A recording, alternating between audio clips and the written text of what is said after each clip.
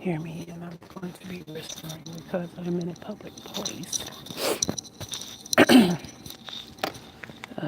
that is kind of quiet, but I wrote something down. So I was thinking two things. I think that if this does go down, say if they do the utility shutdown, during EMP, it's going to happen at night. This is why I say this. It's because if they do this in the middle of the day, everybody's coming from work, and all of a sudden all their cars shut off. People gonna immediately know that we've been attacked by EMP, whether it be foreign or domestic, right? So it'll be mass panic immediately. I think what they'll do is do it at nighttime, when late at night. So when people get up in the morning, they go to flick on their lights. The lights don't work. They may still, if it's on like a weekday, they still may try to get up to, be like, okay, well, it doesn't work. Something's happening, maybe an outage. Let me still try to get dressed and still go to work, go out to their car, and their car doesn't start.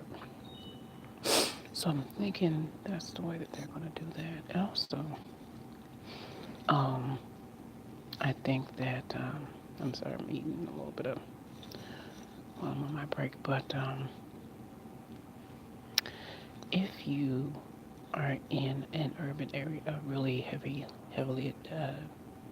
populated urban city, right? And especially in an apartment, but I just think in generally speaking, even if you're in a house that eventually, if it's going to be like a 6 months to a year, eventually you're going to have to leave your house because you're going to run out of resources. Okay, but if you're in an apartment building, I would say the best thing to do is find a regional park. I don't think that even if they do try to lock it or whatever, it doesn't really matter, does it? Because people are gonna still break through, right? No, those regional parks, a lot of times, what they have like camping grounds and stuff. A lot of times, they're at least two, like 2 miles, 3 miles, or like 1,600 square feet, 1,600 acres rather, and above. So you have like I live in a state where there's a lot of parks and really huge parks with with like dense forests, so a lot of water, bodies of water. So I even mapped out myself. I even looked at myself at some parks. Now the thing about it is, the smaller the park, say if it's like a 16,000 acre park, well, that's not going to be very big, even how they have it out, because you got the fact that there's going to be people kind of trying to go run into that area. There's people who are going to try to run, so that you might, the probability of you eventually running into somebody will be high at some point. It may take a week or two, but you want to not stay in one spot for long, at least within the park. Like, I seen another park, for example, that's really, the hard part is going to be getting to not the regional park, because if you don't go right away, people are already going to start to click up, and like you're not going to be able, they're not going to let you down the streets. People are, people who have guns and stuff. But you just got to think about it like the city streets, like even the main roads. Like, there's going to be people roaming. It's going to be people who are going to be like per block, or you're not going to be able to pass. So the hardest part to get is going to be getting to those regional areas. But if you can get through, like I said, um, you know, but then, that's cool. I would say also, like I said, don't stay in one part of the park no longer than a week or two. Like, okay, if the park has a body of water, replenish your supplies, what have you. Don't camp by the body of water, because everybody is going to want to go to the body of water. And, so don't camp there. Maybe be at least 10 acres away from it or something like that, from the actual body of water because, you gotta understand people, that's where people are gonna go to. So, if you can get there, get your water. And then, like I said, every week or two, move around, especially if it's a big, forested park, you can move around in there. Um, and if it gets to be like 3, 6 months to a year, you might have to move out of that regional park. Hopefully, like I said, this might not work in some parts of the country because they don't have a lot of parks, a lot of regional parks. I just end up living in a state where there's a lot of parks, a lot of regional parks with forests. And this is a green state, not as in green clean, but it's just a lot of parks and reserves and camping grounds. And so, but if you would have to then try to get to the next regional park or the next big, where I just say take out some time now to look at your regional parks and camping grounds and, state parks and things like that, and the vicinity between the two or between them and the distance between where you're at to get to them. Get you some maps because I know a lot of y'all. See, I used to love maps, so that's not no thing to me. I can read a map like an actual handfold map. I always loved reading maps. I was the navigator. Okay, so maps is my thing. So a lot of you are very dependent on the GPS system. You need to get your maps now. Get your maps, at least a tri-state area, because you never know, right? Definitely, tri-state area of your area. Definitely get the map of your state.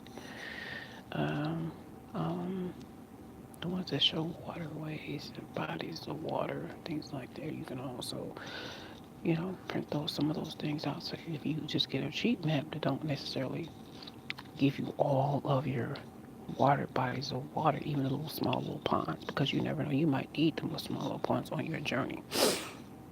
If you can get to a color printer, be better. But if not, still, print it out. You can go to like your county website or your state website, like fishing, like the fishing part of the, to where you get your fishing license. Because they usually will have like all the water, bodies of water, and little lakes and stuff, and what type of fish it is in there. And that's a good area to find all the major bodies of water and little ponds. So I would say do that. Um, and and move around. So you know, um, but there's some preparedness you gotta, obviously you have to have a bug out. You have to have everything now. You have to have everything beforehand. You have to have, you know, each person has a backpack. Each person has a map. Don't have just one map. You have some. Everybody has a map, or every bag has a map.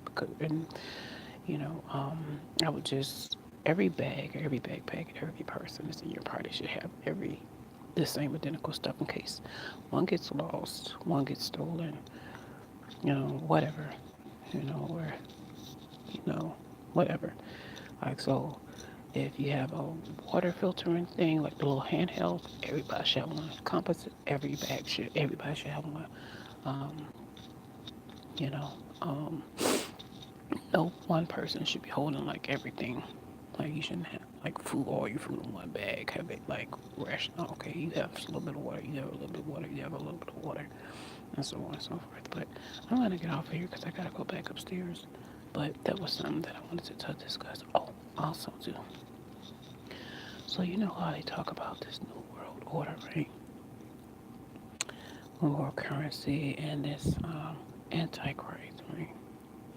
And have y'all noticed? Y'all need to. I think that you guys need to understand that it's not going to be a person. It's going to be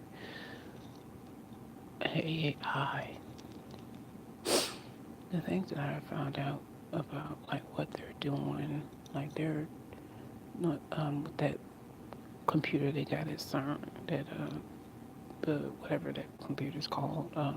It's not even a computer. It's a AI. Like it thinks faster than us. They're doing so much stuff. It's so much stuff I can't, to the point I can't even really go into everything. But it's they're basically saying long story short, it's going to control all because they're trying to do interdimensional stuff, do black holes and all stuff. This, so you just and how they're trying to get us to interface with machines. So and just think of like the movie AI or something like that, where there's like a hive mind that is it. And you think about all the see, it's going to be destruction and stuff that's going to come before, but after they say about the peace thing, and there won't be no peace. We got to think about have y'all Google start researching stuff. Oh, they're talking about these e-cities. Estonia is one country that is totally you have an avatar like everything is you can't move around everything.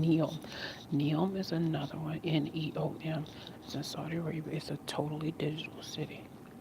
Just think of like they have sensors in the garbage can to see what you're if you're not what you didn't recycle. Like you can have stuff in the water and you take a boo boo to see what you deficient in. Like everything. Just imagine like everything, your every move being watched. It's like that episode of Black Mirror, but worse.